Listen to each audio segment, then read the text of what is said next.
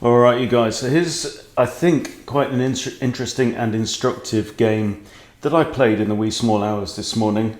My opponent's rated 1475 at blitz, and at the time I was rated 1335 at blitz. So 140 points difference, and we'll go through the game because, well, as you can see from the game review, at least from the graph, I got a very strong lead and then completely blundered it away. Now I haven't looked at the review, the report, so I can't remember what the blunder is. I certainly didn't realise it at the time.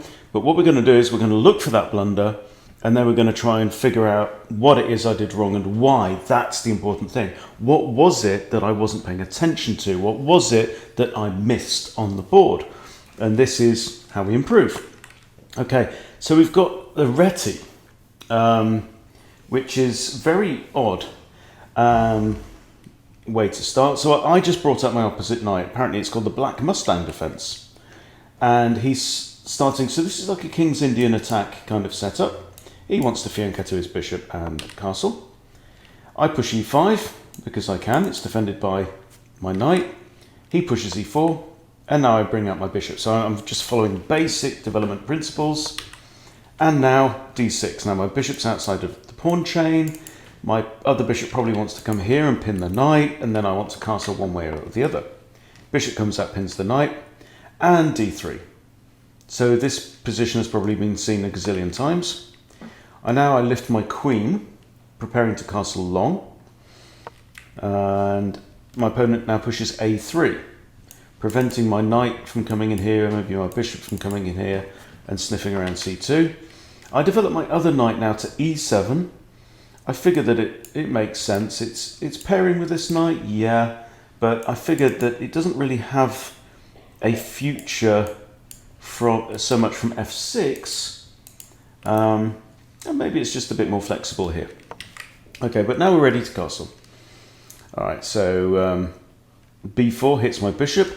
I can either come back or even go forward to d4, attacking this this rook here. And so I decide to drop back, and he pushes on. So a6 gives my bishop a little sniper's nest here, but I'm still keeping it on the diagonal against my opponent's king. He pushes on, I drop back. So he's got very extended pawns here now on the queen side. So big question is now for black, which way am I going to castle, right? And when am I going to castle? He pushes another pawn. So now I strike out with f5. I figure he's shown his hand, he's declared which side he's castling on. And if he takes here, I can recapture with the queen, I can recapture with the bishop. But in general, my plan is going to be throwing pawns at my opponent's side of the board. Queen to b3. And I figure this out. I'm not scared of him coming here, or here. So, slightly confusing move there. Maybe he wants to reinforce some kind of attack down the queen side, I don't know. So I decide to push on with f4. Blunt this bishop somewhat, can't go there now.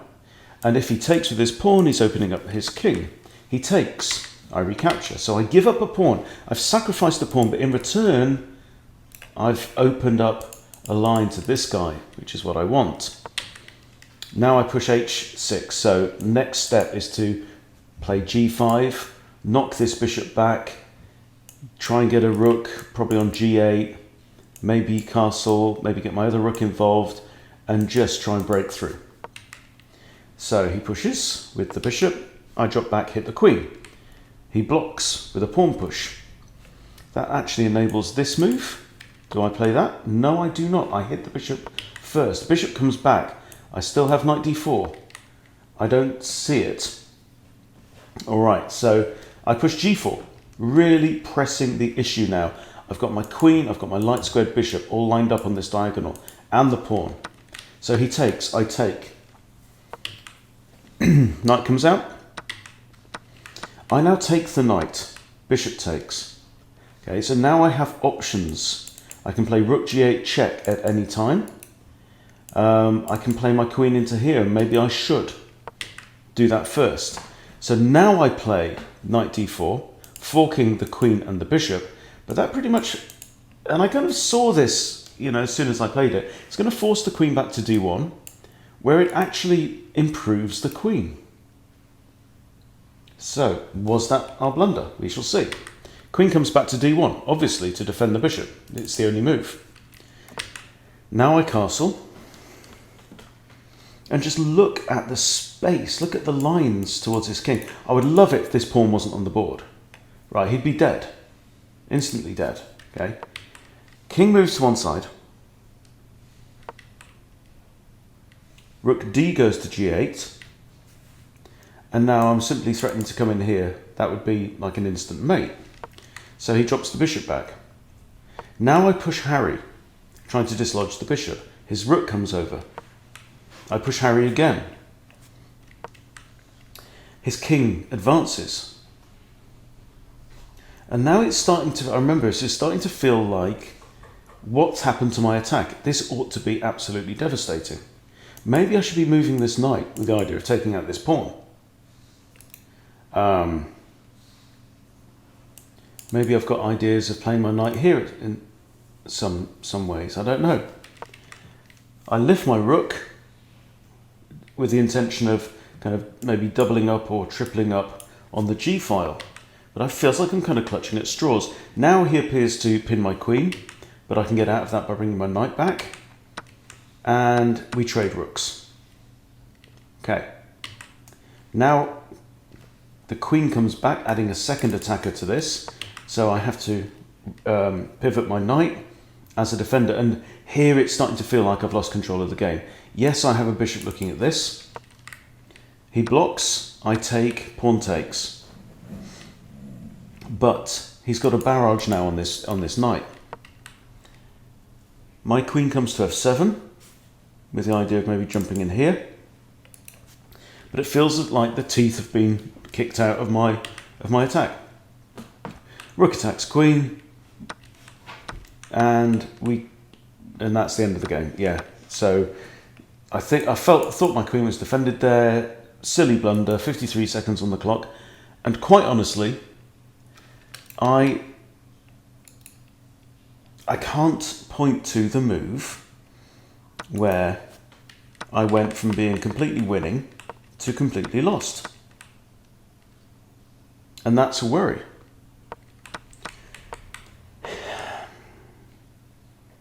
Knight in here. I don't like this move. I feel like the correct move here was to put my queen straight in there. To get my queen in front of this pawn. Then put my rooks behind my queen. That's, if I was going to have a guess at this, then move 20 for black would be the blunder. But let's see. Let's look at the report. Because here, oh no, it's later. It's the rook lift, rook g6. So at this point, I'm still completely winning. Right, and my next move, to lift the rook here, is a blunder. And my opponent finds the best move there, forcing me to move back. Best, best, best, best. That's okay. Best, best. This is okay. I should really get my king out of that pin as soon as possible. But rook comes to there, and then clear mistake. Okay, and I'm just lost. Dead, dead, dead lost. So this move from here to lost or losing in one move. So what should I have played in this position? Is it queen there trades queens? And this always makes sense. You know, let's not be lazy and let the computer tell you what the right move is. You know, we should be able to figure this out for ourselves. h3 hits the bishop, but also kind of h3 bishop moves. If we trade rooks, king goes back to here.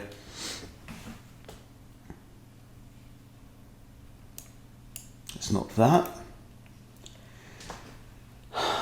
I do feel like I want to get this knight out of the way because it's in the way of this bishop, which could be useful. There's a good move here, and I can't see what it is.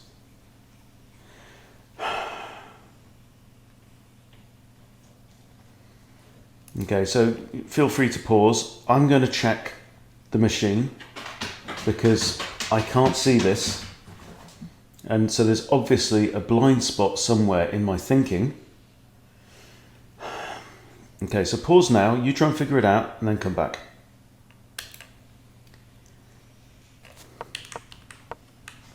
Okay, so here's the move, and the best move was simply pushing the pawn up. Right, so the bishop has to retreat, and I don't think it's not going to go there because that leaves the king completely out of square. So the bishop will go here, and then blocks the queen. King must recapture. Check is not so good. It says knight c6 was the best move. Okay, so let's see what the recommendation is. After that, bishop f3 it says would be played. Okay. Rook g2 check. Wow. Would be brilliant. Because if bishop takes, we take with check, and we've got mate in 4. Wow. So instead of this, pushing there, here, and then that. I mean, that's a toughie. That is a tough one. But again, this is one of those situations I'm really learning to trust the engine less and less, or give less store to what the engine says, because the engine is looking, what, 20 moves deep here. So it's saying this is best based on 20 moves deep. Now, I can't go 20 moves deep. So, I don't know. Should I have seen this? What is it that I didn't see with this move here? And I just don't get it. Part of me just didn't want to block off my queen's, options to penetrate the position. That's a really tough one. That's a really tough one. But if you can explain why, what's so strong about this, I just want this pawn off the board, If the pawn's off the board, I've won. It's my own pawn is just in the bloody way. Here. And then bringing the rook in. I guess the idea is that whatever happens, so the best move here would be king h1. Right? And then let's see, knight takes f3, queen takes f3, yeah. Rook takes f2. What? Oh wow, we've got a fork on there. Hits the queen. Wow. And that's the knight coming in here. So I guess, yeah, if the bishop comes here, I've got the option to trade off my knight and open up this. But wow, it's a complex position. So if the bishop had gone back here, what would I have done? Apparently I'm even stronger here, and then still rook g2. Rook g2, I just want to get Harry off the damn board.